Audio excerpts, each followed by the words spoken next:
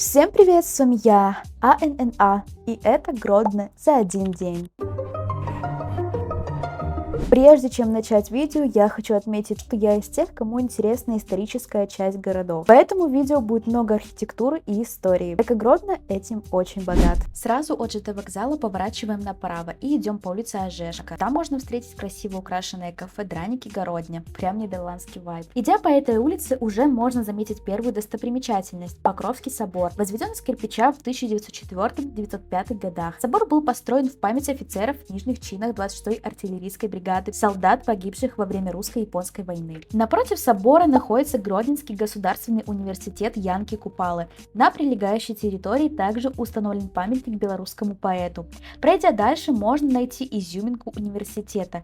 Это старый корпус, полностью покрытый красной листвой девичьего винограда. Туристы и студенты вуза любят делать там фотографии во время цветения. Я пришла немного запоздно. Свернув за университет, уже красуется лютеранская кирха. Первое упоминание датируется 1793 годом. Выполнено в неоготическом стиле. Построена она была лютеранами, прибывшими из Германии в 1979 году. По дороге к городскому парку тихо расположился музей Максима Богдановича, где жил белорусский поэт. Посмотрите на этого грустного котика.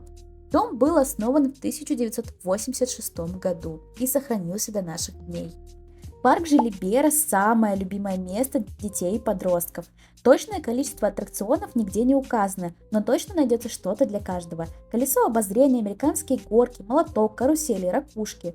Вы даже сможете найти забавных героев, роботы, трансформеры. Вот, например, Бамблби, мой самый любимый. А как насчет динозавра Желебектора? Или египетских украшений, а может автодром? Забавно, но даже карпов вы здесь найдете. Эту площадку просто обожают дети. Также есть кино с дополненной реальностью, карусели, еще скульптуры, разного вида скульптуры, красивые столики и стулья. Также есть центр для игроманов. А если вы проголодаетесь, есть несколько кафешек. Для ностальгирующих есть сода из СССР. В парке много фонариков, так что рекомендую идти вечером, как нормальные люди, а не я. В летнее время работают все фонтаны и получается очень атмосферно, но даже в такое время можно найти что-то интересное. Парк многоуровневый и имеет спуск к речке. Через речку Городничанку есть деревянный мостик для влюбленных, который ведет к алтарю альтушек анимешниц, где собрано огромное количество тегов, рисунков и надписей.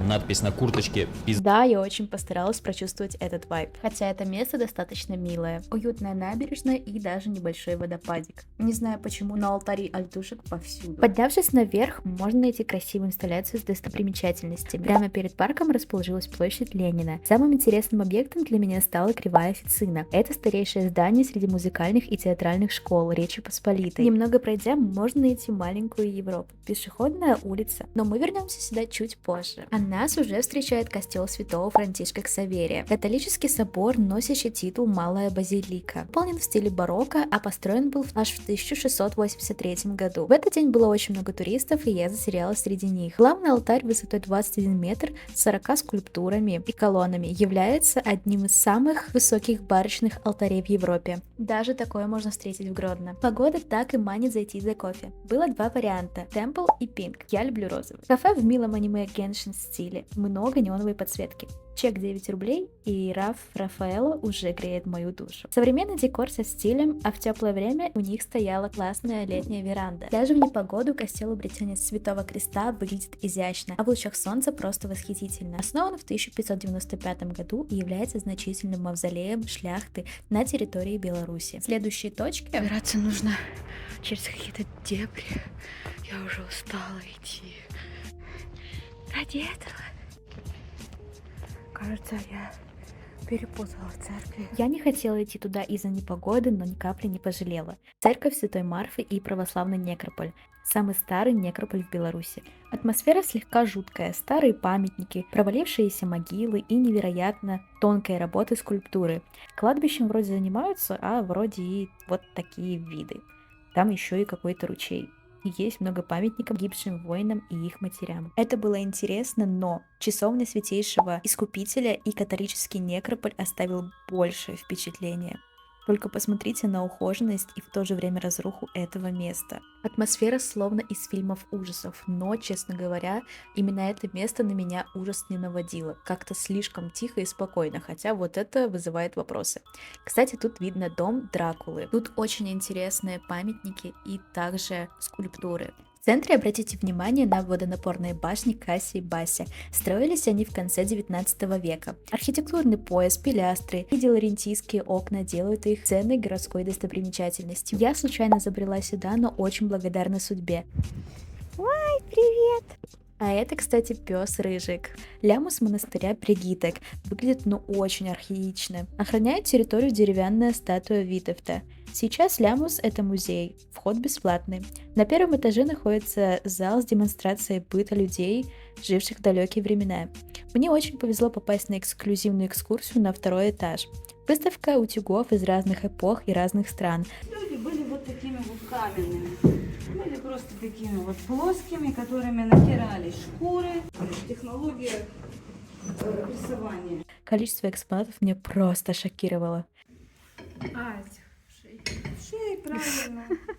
Утюжки для волос и даже ресниц. Там находились ценные экспонаты из разных стран. Китая, Франции, Польши, Литвы, Белоруссии, России и многих других стран. Во втором зале представлена выставка старинных весов. Выглядит это все очень круто. Многие туристы любят это место, внутренний двор иезуитского коллегиума. Тут красивый водопад и резное обрамление дома. А мы снова вернулись на площадь, только посмотрите, какая красота. Тут, кстати, та самая лавочка Мова. В лучах солнца тает главная краса искусства Гродно — драматический театр. Основан был в 1947 году. Открылся спектаклем Островского «Правда хорошо, а счастье лучше». Рядом красивые клумбы и инсталляция с именем города. Двигаемся дальше по старому мосту через реку Неман, а идем мы к одному из самых любимых мною мест, и, к сожалению, не Белосток. Вы только посмотрите на эту площадку, а какой тут открывается вид. Рядом есть скульптура влюбленных, которая очень вписывается в атмосферу. Я бы провела на этой качели всю свою жизнь. Отличный вид на Неман и достопримечательности. Тут же есть кафе с забавным дизайном «Наше место». Пройдя по красивым улочкам Гродно, мы вышли к костелу Девы Марии Ангельской. Основан был в 1635 году, а главной реликвией монастыря является икона Божьей Матери Ангельской. Сердцем города считается замковый комплекс. На распятии дорог нас приветствует Давид Гродненский. Новый замок, построенный в стиле барокко, раньше считался нижним замком Витовта, а сейчас служит музеем.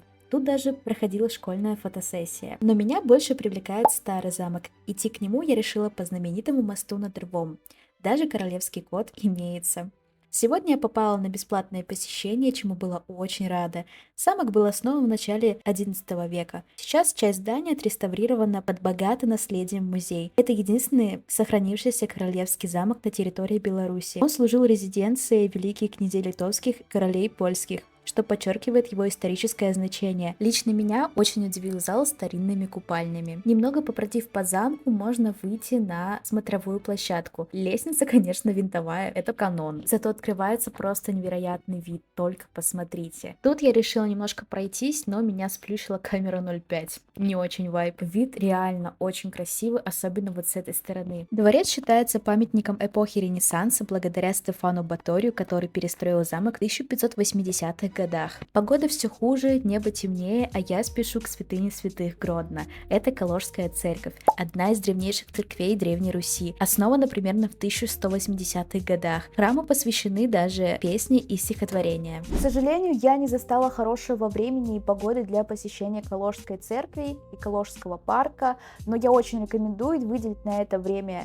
Знатно проголодавшись, я направилась в кафе «Одесса Мама». Очень хотела застать веранду и огоньки, но ничего из этого не было. Зато нашлась машина почти Hot Wheels. Решила поесть в другом месте и отправилась в сердце ночной жизни. Пешеходная улица. Тысячи фонариков и невероятный плюс вайб.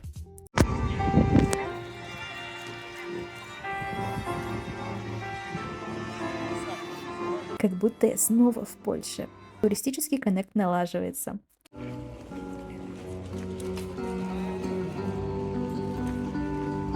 С нетерпением бегу в кафе «Небо», чтобы оно было закрыто. Это я 5 минут жду лифт.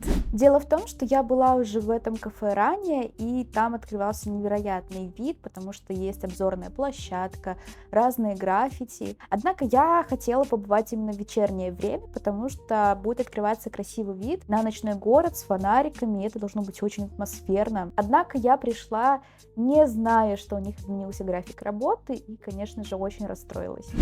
Нету моих блинчиков в столовой. Даже блинчиков. Это просто классный бар.